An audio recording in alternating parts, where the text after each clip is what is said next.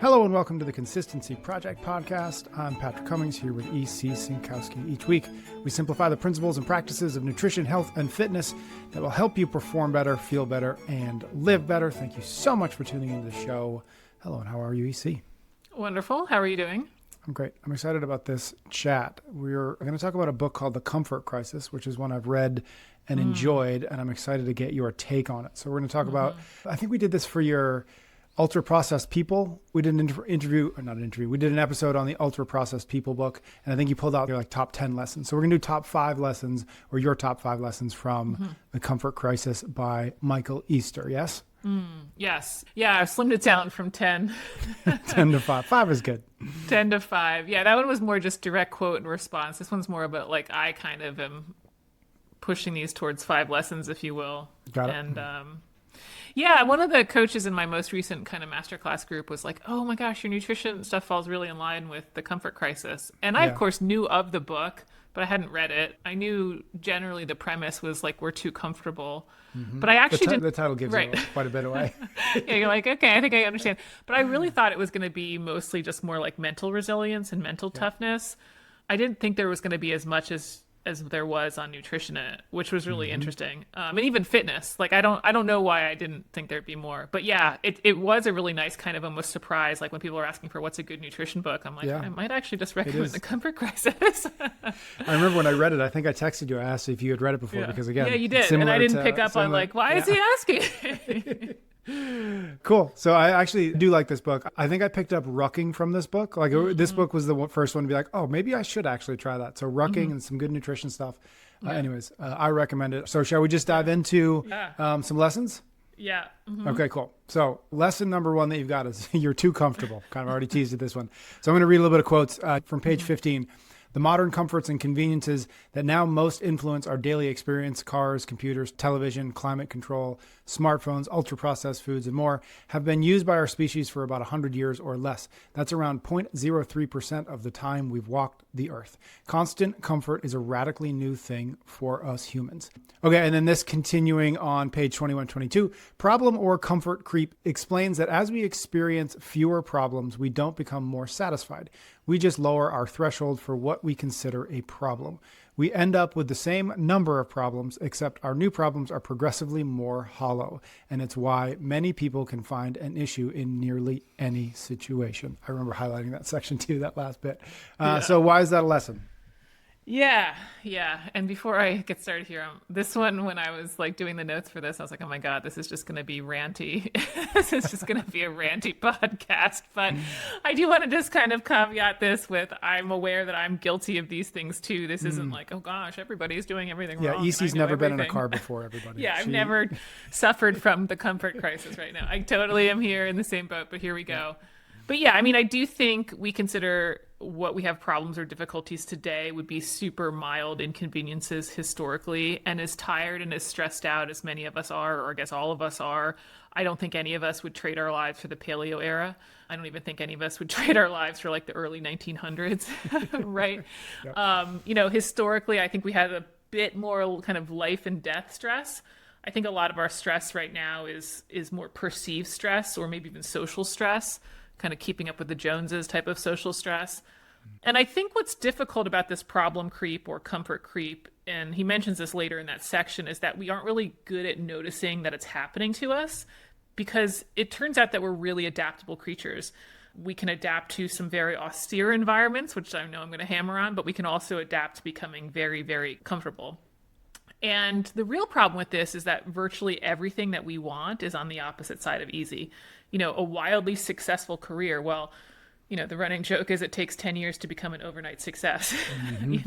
Good relationships. It's continual effort on both sides. Talk to any successful marriage, right? A 50-year marriage. It wasn't always easy. Weight loss. You got to change your habits. You can't take a quick pill. We talk about all the time.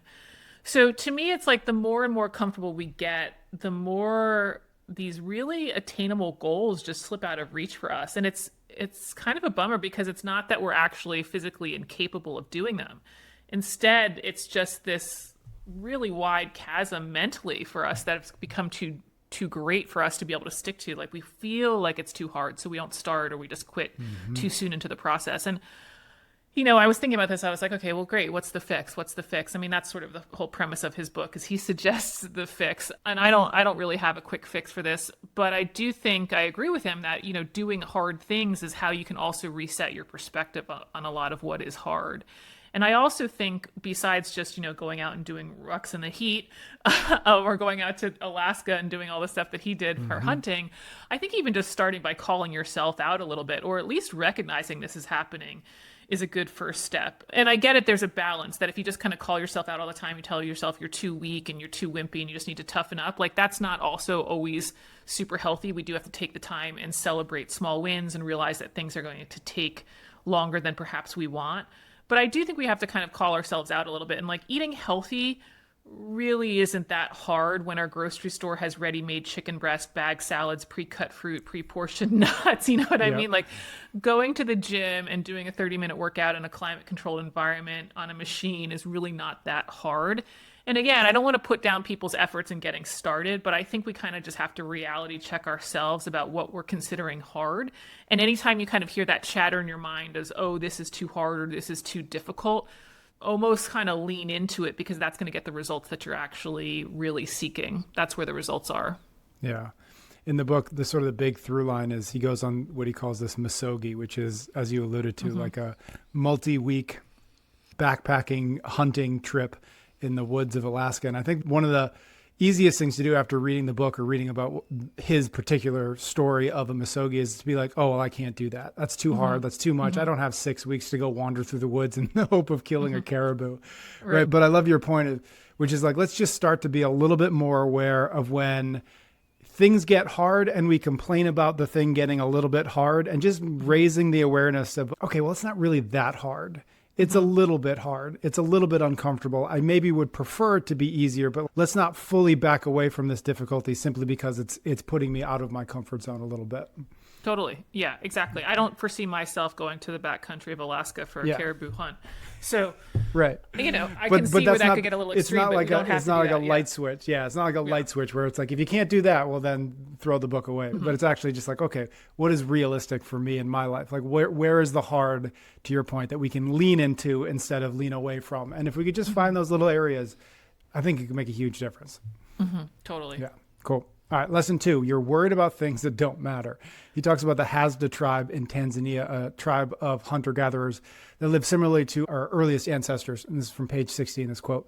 The Hasda exercise 14 times more than the average American. They move fast and hard, about 2 hours and 20 minutes a day. Early humans would walk or run miles and miles for water and food. We'd chase and track the animal for miles and miles until it toppled over from heat exhaustion. And then much later, he comes back to this notion of persistence hunts of the Kalahari Bushmen in South Africa. And this is from page 224. Persistent hunts required the Bushmen to run an average of 9 minutes 40 per mile paces across more than 20 miles of rugged, sandy terrain in 107-degree Fahrenheit weather. Yeah. Yeah, I mean, just reading, I loved all the description of kind of what our ancestors would have to do just to live. Reading these numbers of miles and miles, and I mean, 20 miles of rugged, sandy terrain running in 107-degree Fahrenheit, like just to go kill an animal. And I couldn't just keep pausing while reading it and think about all the focus we have on people making sure that they're hydrated, in our day-to-day life. Like we're drinking electrolytes in the summer. While we live in mostly climate-controlled environments, and we're carrying our Stanley mugs or whatever the trendy mug is. That one might be out of fashion. Something else is probably in. Not leaving the house without our Stanley mug or whatever for an errand because we want to make sure that we're hydrated. And like, hopefully it's just a reality check that makes you step back and see that like we're just living in this really society of consumerism. Like, I don't even want to blame people for it. There's so many experts out there telling you need this stuff. And so it's more annoyance at kind of the culture, the experts around consumerism and all of that stuff. But literally we're coming up with problems in quotes, that are not problems. The overwhelming vast majority of situations do not need intricate hydration or fueling strategies. I mean, like, you think the Kalahari Bushmen were like carrying mugs of salty water? Like, I just can't even obviously keep a straight face with it. And it does tie into kind of that first lesson that, what what once was considered easy starts to seem harder and harder as we continue to get more comfortable. Yep. And this is something that I try to point out all the time. I do this as well in kind of my master class, that if we were as fragile as needing all of these perfect intervals of hydration and fuel timings and eating these foods together and don't miss this fueling and never be slightly dehydrated, we never would exist on the planet today as a species. We would have died off so long ago because of all of the austere conditions that we had to live through. Now, two things that I kind of want to bring up. First of all, just because we had some of our ancestors go on persistent hunts for 20 miles plus without perfect hydration and fueling, and they lived, of course, to tell the tale, it doesn't mean that that's optimal for performance today. Yep. So maybe our ancestors, instead of running 9 40-minute miles, could have run 8 45 miles with ideal fueling strategies, right? So the point being that I still am on board with the idea that top-end performance does require top-end nutrition strategies.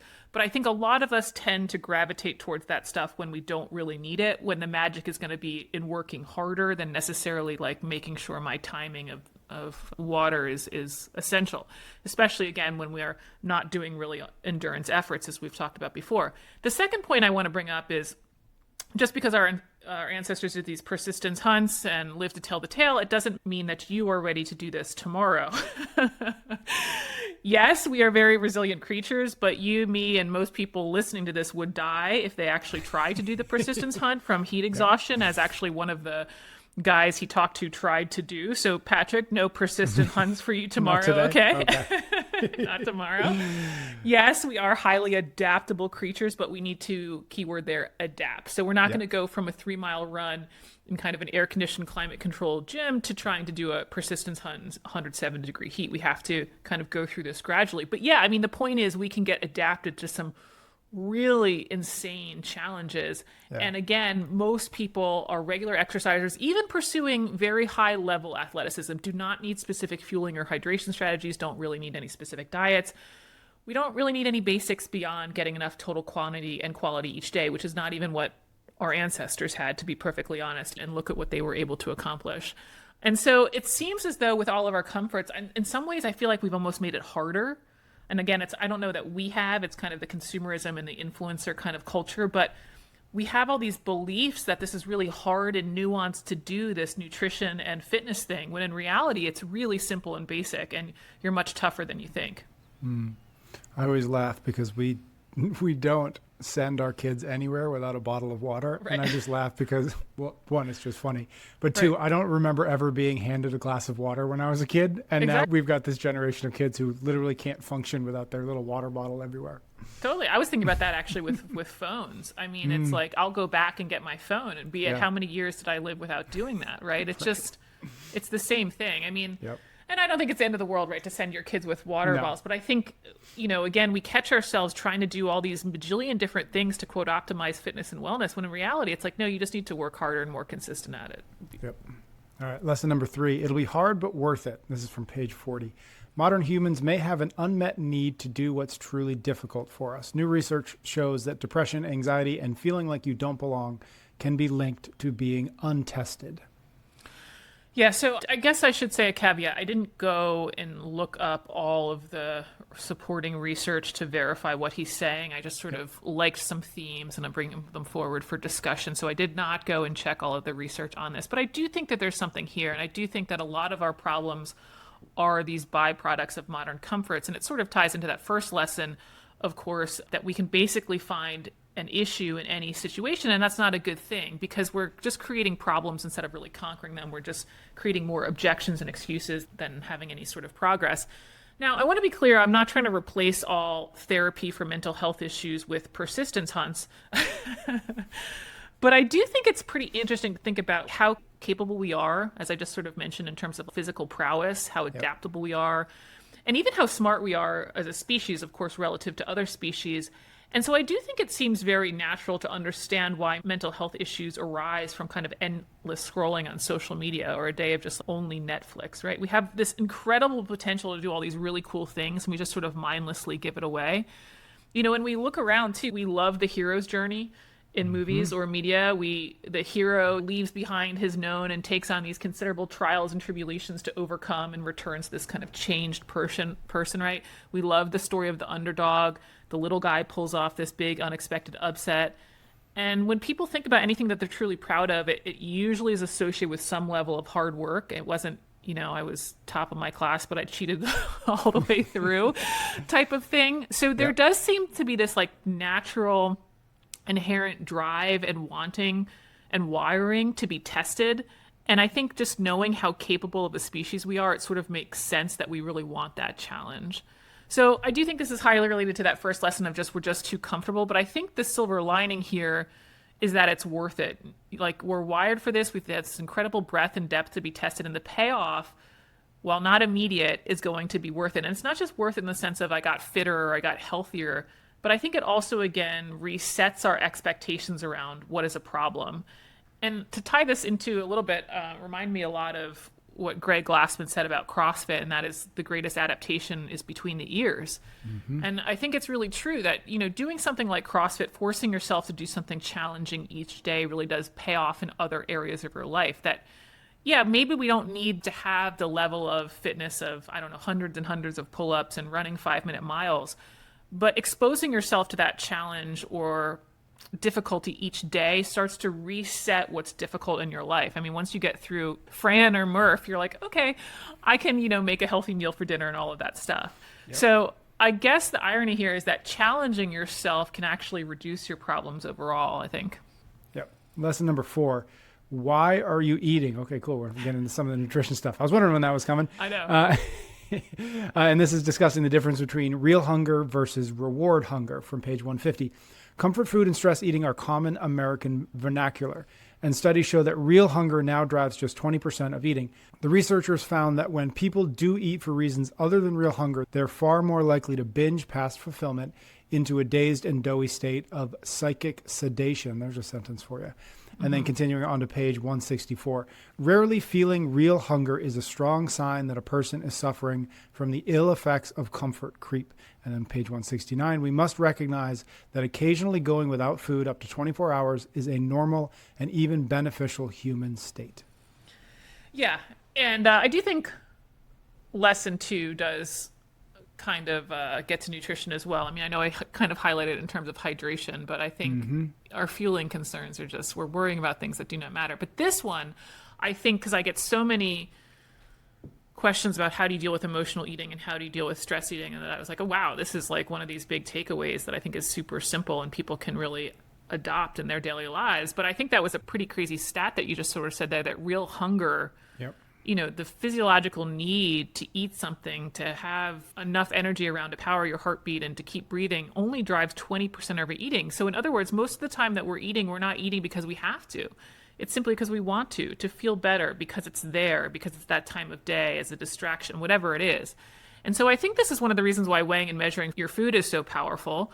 It makes you stop and slow down the eating process, and you'll often catch yourself eating this food for no real reason except it was there. It was the time of day I like to eat. I didn't want to answer that email, whatever it might be. Right. And so I find a lot of times, and this is actually a big part of my 3 pillars method process, is we don't even start with targets. We just start with logging once we get to weighing and measuring all of our food, because we're really looking at awareness and behavior around food. And so I think this kind of asking yourself, why are you eating, is another layer to bring that besides just the logging, but just to literally stop and ask yourself, why am I eating? And if you can really pause long enough to truly be able to answer that question beyond just, because I want to, you're probably going to be able to start changing the behavior, which is where kind of the magic is. Because in those moments when you're just kind of eating to feel good, you're going to overeat, as that quote mentioned, and it's going to be more beneficial to try to find another behavior instead of just kind of trying to compensate for that feeling. And when you think about it, like anything else that you do is going to be more productive. Like if you're eating because you're bored, I'm sure there's something else that you can do in your house that needs to be done, right? Or if you're eating because you're procrastinating, like, again, find something else. Maybe you don't want to answer that email. Maybe you don't want to start on that next project, but I don't know. Maybe there's laundry to be done. Maybe you're eating because you're sad, like journal, go for a walk, call a friend, something like that. Like all of these other behaviors that you can just start doing if you pause long enough to say, why am I eating, are going to be far more productive in the long term than just kind of sitting down, opening the bag of chips, and then eating way too much. You're going to feel way better even 20 minutes later when you do any of those things than eating the bag of chips. It's only in that first initial moment to get that dopamine high that the eating the bag of chips feels better. And so I think a lot of this comes down to kind of understanding delayed gratification. And I understand that in our lifestyle, the more Amazon Prime it becomes and the more instant notifications on everything, the harder and harder it is for people to seek this. But I do think that simple pause when you walk into the kitchen of why am I eating can be a great place to change this behavior around food, around emotional eating, around stress eating. And then that second part that I really liked is to actually start to feel hunger. Now, again, disclaimer, just like we're not going to go on a persistent hunt tomorrow, we're also not going to just start fasting for 24 hours, even though I think many of us would be fine. Like a lot of us have jobs that we have to get through, kids to take care of. Let's not just jump into a 24-hour fast. But maybe what we can do is just start skipping an afternoon snack and just sort of see if we can eat 3 meals or something like that. Because hunger is a normal and real feeling. It's okay to be hungry. And that was one of the things that I really liked about when I was into intermittent fasting, and probably should bring it back a little bit. It wasn't that I felt like I had this secret to longevity, or it wasn't that I got this quick weight loss thing, but it was just like, yeah, I'm hungry. And guess what? You missed that meal. It's not a big deal. You'll have food at the next meal and you can kind of go on. And so it's just another one of these things that I think, I don't know whether or not it's our experts or our creature comforts or whatever, we've convinced ourselves that we need to like perfectly space our protein or we're going to lose all of our muscle mass, and it's okay. You can be hungry. You're not going to wither away. You'll be just fine. And so the two kind of lessons here are like, stop and ask, why am I eating? And learn to be slightly hungry. And I think those are some really great takeaways that can result in huge changes in people's weight, health, and fitness goals. Yeah. A couple of things. One, I think that learning to feel hungry, I think is really valuable, because there will be times in our lives when we're just busy, and the options we would maybe say like, hey, I would prefer that, but it's not here, aren't there, right? You're at an airport, you can't find anything. You're on a road trip, you stop at a gas station, there's nothing there, even though both of those environments now have a lot more than certainly they did 10 years ago. But my point is learning to say like, I don't have to make the choice between being miserable and hungry and eating 6 Twinkie bars because it's the only option I've got. You can, if you learn that you're going to be okay when you're hungry, you can say, you know what, I just don't have an option right now. I'm just going to be hungry for a couple hours and I'm going to be fine. And I'm not gonna make everybody around me's lives miserable because I'm hangry for 2 hours. Like, I can do this. I've done it before. It's not a big deal. So I do think that is a useful lesson to worth learning at least a little bit in our lives. And then the second thing is actually a question. The 20% stat that we started with, that little quote, is that the 20% of the, like literally if we were to add up the minutes in which we are eating, only 20% of those minutes really are feeding that real hunger, and all the other minutes are just like whatever it is, stress eating, boredom eating because it's there. It's not like, it's certainly not 20% of calories or 20% of the nutrients we're getting, and then the rest of it is sort of boredom. I interpret it as the number of times we eat per day. Okay. So let's say somebody that ends up putting food in their mouth at 9 different times, independent times during the day, that we probably only need 2 to 3 of those. Got it. That's how I interpret it, not based on calories, but this is a great example of where I didn't actually go and pull the research to see what the 20% was. Yep. But I do want to go back to your other point about like the getting to be hungry. I mean, everyone probably knows that I'm not like the extreme outdoor specialist. I don't do a lot of backcountry camping. In fact, none. So I might have a little bit of skewed opinion here, but I think I can comfortably say for 99% of us in any sort of our day-to-day lives, we have food within minutes of us. Yes. That if you were to skip a snack, we're not really at the verge of starvation. Like, you know what I mean? Like in your example, maybe you've got a tight connection in an airport. Yes. You go to some stand, they actually don't have anything healthy, and you're just going to wait until you land. Like we're really not far away from food being there, that these aren't situations where I'm really advocating risky scenarios. There's very few times when we really need to make sure that we have a lot of food with us. Of course, backcountry camping comes to mind. Yes, actually bring enough calories. But for most of the time, it's like, okay, worst case scenario, I get in my car, I drive 2 minutes, and I have no less than 10 options of where I could get calories, right? So I love that point that sometimes just learning to be hungry, it's fine. And it's really not that risky in modern life. We have food around us constantly. Yep. All right. Lesson 5, you need challenging exercise more than you need an optimized diet. We talked about exercise previously, but this is from page 200. It was not uncommon for hunters to run and walk more than 25 miles in a day. They were usually carrying between 5 and 20 pounds on those walks, and then scrounging for food like tubers would take another 30 minutes of strenuous digging, or burning about 300 calories doing so. When they looked at the physical attributes of Hasda men, they averaged 112 pounds of body weight, and women were 95 pounds, where Americans average 179 pounds for men and 164 pounds for women.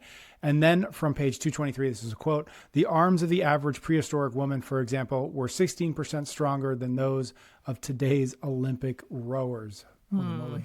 I don't remember that part, but yes. Yeah, that's crazy. I mean, I can only assume that Olympic rowers have pretty dialed in nutrition in terms of calories and getting enough protein. And I can only assume that Olympic rowers are working out with intensity and challenging themselves because they're at literally the pinnacle of their sport.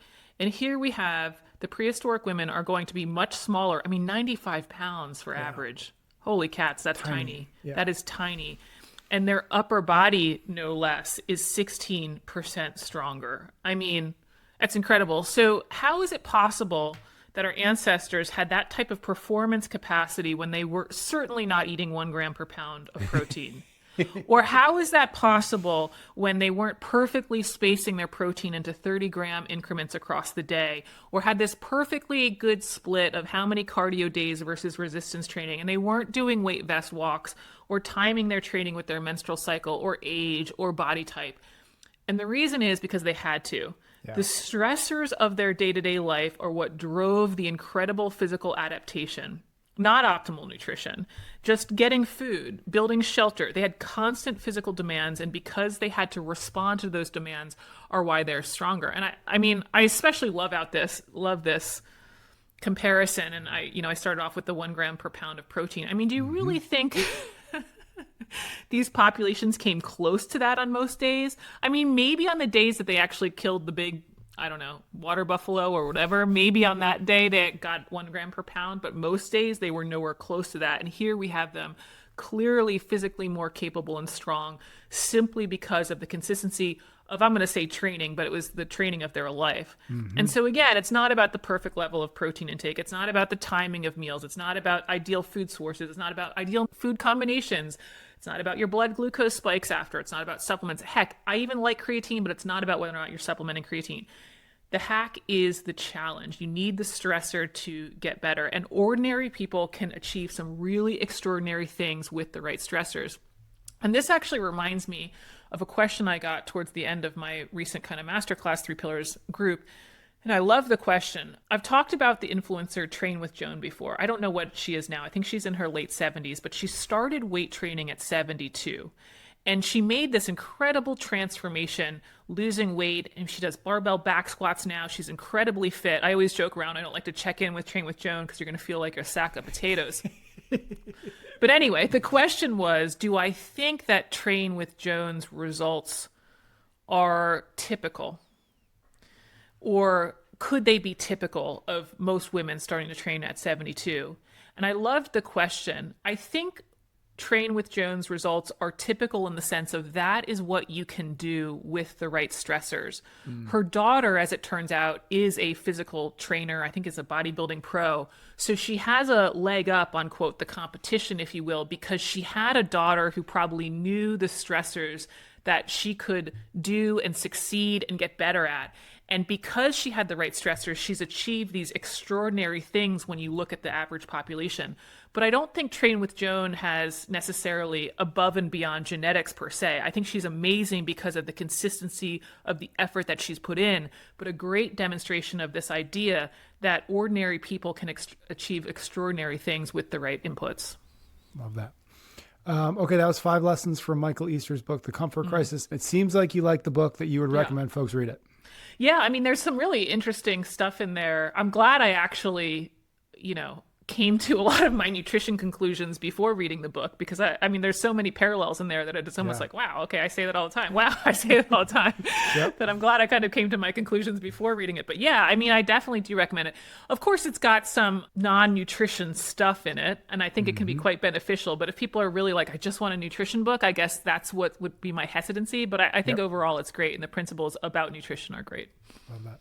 I do also recommend it. Michael Easter also has a great Substack. I think it's called the 2% or the 2% Club, something like that. Okay. And a number of times, actually, I've read something and meant to send it to you. I don't know I ever do. But so I do think you would like that, especially if you like the comfort crisis. Look up Michael Easter on Substack, and that is really good as well. I think the 2%, I think it's a reference to a stat where only 2% of people, when given the choice, will take the stairs versus the escalator or elevator. I'm pretty sure where that stat comes from. So that gives a little bit more insight into Michael Easter and what he does and what he focuses on. So thank you, EC. Thank you, everybody out there, for listening. Make sure you're subscribed wherever you are watching or listening so you don't miss another episode. EC and I will be back next week for a brand new episode of the Consistency Project Podcast.